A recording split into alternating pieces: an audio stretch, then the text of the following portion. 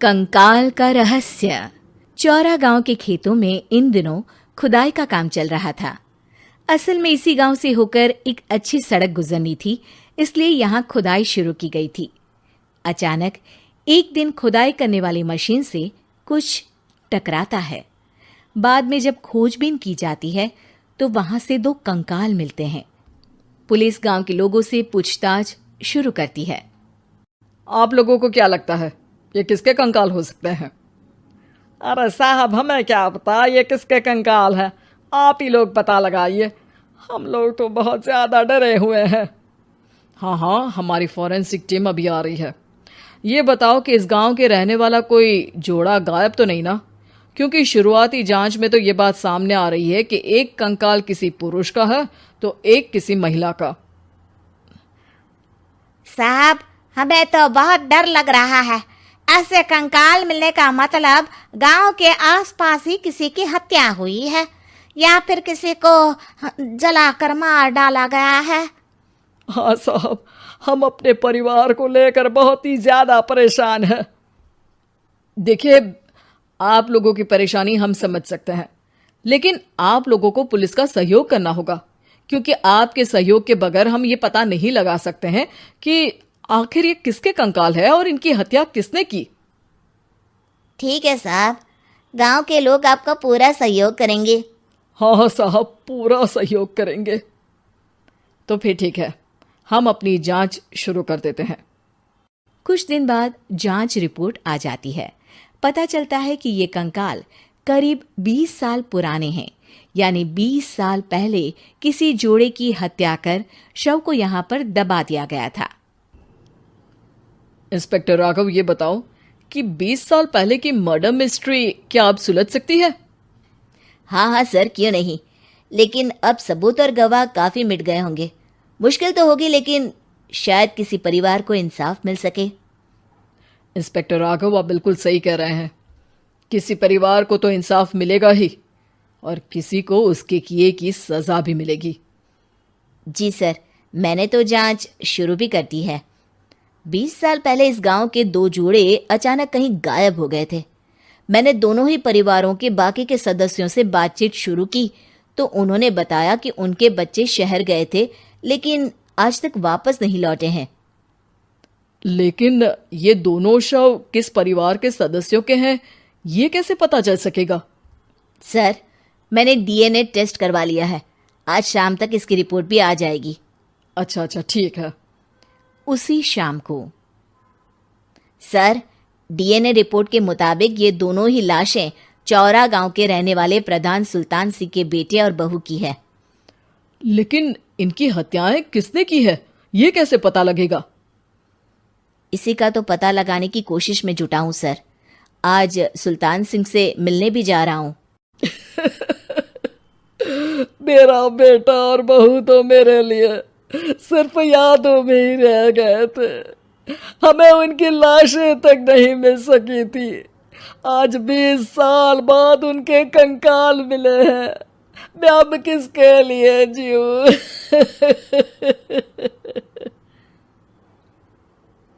लेकिन सर, क्या आपकी किसी से कोई दुश्मनी थी?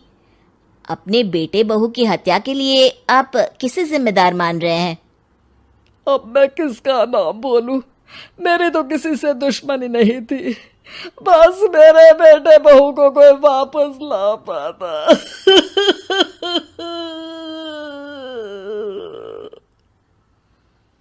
इसके बाद सुल्तान सिंह फूट फूट कर रोना शुरू कर देते हैं। सर, अब आप इनका अंतिम संस्कार करवा सकते हैं। कम से कम इनका शरीर ना सही, इनका कंकाल तो आपको मिला है। लेकिन हाँ, अगर आपको कुछ भी याद आए तो जरूर बताइएगा। मेरी तो बेटा अब उम्र हो गई है, लेकिन मेरे बेटे और बहू के हत्यारों का जरूर पता लगाइएगा, क्योंकि जब तक हत्यारे पकड़े नहीं जाएंगे मेरा मन नहीं मानेगा। सर, हमारी पूरी कोशिश रहेगी हत्यारे को पकड़ने की। लेकिन एक बात बताइए, उस वक्त आपको किस पर शक गया था? उस वक्त मेरे एक ड्राइवर को पकड़ा गया था, लेकिन सबूतों के अभाव में उसे छोड़ दिया गया था। अच्छा, और ड्राइवर पर कैसे शक हुआ था? क्योंकि उस दिन ड्राइवर छुट्टी पर था। उस समय लेकिन लाश क्यों नहीं मिल सकी थी? उस वक्त पुलिस ने बहुत कोशिश की थी, लेकिन दोनों की डेड बॉडी नहीं मिल सकी थी। ठीक है, हमारी तफ्तीश चल रही है, मैं फिर आऊंगा। इसके बाद इंस्पेक्टर वहां से चला जाता है और सुल्तान सिंह अपने बेटे और बहू की याद में खो जाते हैं। कुछ दिन बाद सुल्तान सर, एक बात बताइए, जब आपके बेटे बहू की हत्या हुई थी, उसी के आसपास आपके ही गांव का रहने वाला एक और जोड़ा उसी वक्त गायब हो गया था ना? हाँ सर, अलका और अभिषेक, वो भी मेरे बच्चों जैसे ही थे।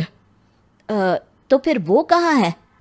उनका भी आज तक पता नहीं चल सका, लेकिन बताते हैं कि कुछ साल पहले अभिषेक को गांव के ही किसी आदमी ने मुंबई में देखा था, लेकिन फिर वो गायब हो गया।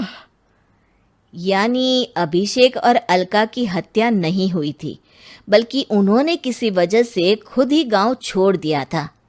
हाँ, हो सकता है, क्योंकि अभिषेक मेरे बेटे संतोष का अच्छा दोस्त था और उसका मेरे घर भी आना जाना लगा रहता था। हो सकता है कि उसने मेरे बेटे और बहू के बारे में सुन लिया हो और ये गांव छोड़ दिया हो सकता है। उनके परिवार का कोई अब नहीं रहता क्या इस गांव में? अब तो कोई नहीं रहता।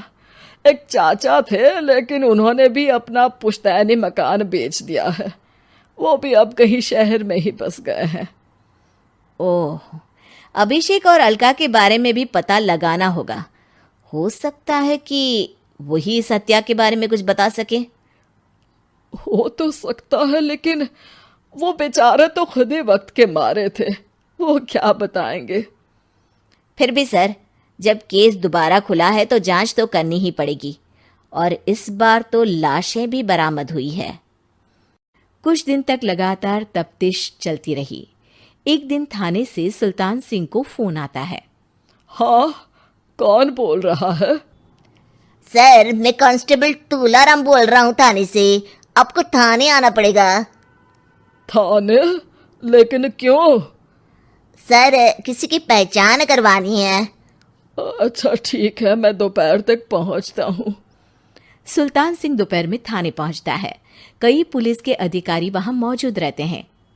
सर, आपके बेटे की हत्या का रहस्य आज शायद सुलझ जाए।